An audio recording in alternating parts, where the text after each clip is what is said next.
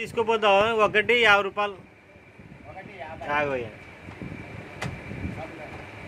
రెండు దానికి 100 రూపాయలు. అదే రెండు దానికి 100 రూపాయలు. 100 రూపాయలు ఒకటి రెండు తీసుకోవాలా? మళ్ళా నగదు డబ్బులు ఉదారు లేవు. అదే రెండు తీసుకోవాలా? ఒకటి మళ్ళీ రెండు తీసుకోవాలా జత?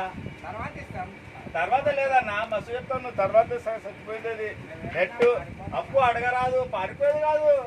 నీ ఇంటి పేరుకు నమ్మకం ఏముంది? ఎవరు పారిపోరు? నువ్వు పారిపో, నేను పారిపోను.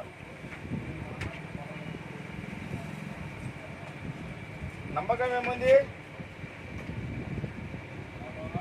మళ్ళా 100 రూపాయలు ఆడ బస్ స్టాండ్ కాడ కూర్చో.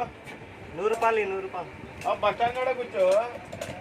ఎప్పుడు ఉంటాయి డబ్బులు? ఎప్పుడు ఉండవు జీవితంలో.